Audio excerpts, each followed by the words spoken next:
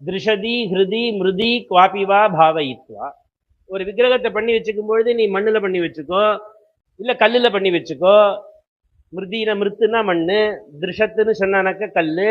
எதுவுமே இல்லை எங்கிட்ட விக்கிரகமே இல்லையா, பகவான ஹிருதயத்துக்குள்ள பிரார்த்தனை பண்ணிட்டு பூஜை பண்ணு, உட்காத்தி வச்சு.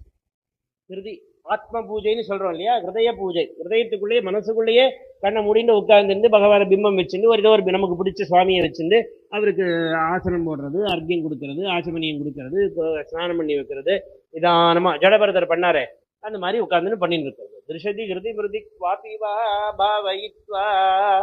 பகவான அர்ச்சிக்க ஆரம்பிக்கணும். அர்ச்சாதோ ஹிருதயே சாபி யதா லப்தோபசாரகைஹி. ஹிருதயத்துக்குள்ள வச்சே நீ பூஜை பண்ணு, வெளியில வேணும்னு அவசியம் இல்லை. அர்ச்சாதோ ஹிருதயே சாப்பி யதாலப்த உபசாரகை.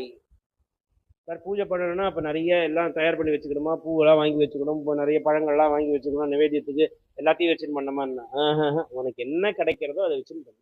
யதாலப்த உபசாரம். உனக்கு கிடைச்சதை வச்சுன்னு ஒன்னால முடிஞ்சதை வச்சுட்டு கைக்கு ஏற்ற மாதிரி ஒன் விரலுக்கு ஏற்ற மாதிரி நீ பண்ணினா போறோம். ரொம்ப தடபுடா என்ன பண்ணணும்னு சொல்லலை, சிம்பிளா பண்ணு. ஆனா என்ன, ஒருமுகமா பண்ணு, ஏகாந்தமா பண்ணு, ஏகாகிர சித்தத்தோட பண்ணு. எப்படி சொல்லியிருக்காளோ அந்த தந்திரத்தை மாத்திரம் ஒழுங்கா ஃபாலோ பண்ணு. எப்படிலாம் என்னென்ன விதி சொல்லியிருக்காளோ, குரு எப்படி சொல்லி கொடுத்துருக்காளோ அது ஒழுங்கா பண்ணு. அதுக்கு வேண்டிய திரவியங்கள் எல்லாம் நிறைய வேணும்னு நினைக்காது. திரவியங்களே இல்லாம கூட இப்ப ஆத்ம பூஜை பண்ணும்போது திரவியங்களா வச்சுட்டு இருக்கோம் ஹிருதயத்துக்குள்ளதான். அப்ப நிறைய பூ போடலாம். உலகத்துல இருக்கிற அத்தனை வாசனை பூவையும் பகவானுக்கு அர்ச்சனை பண்ணலாம், அத்தனை நிவேத்தியங்களும் பகவானுக்கு அர்ச்சனை பண்ணலாம்.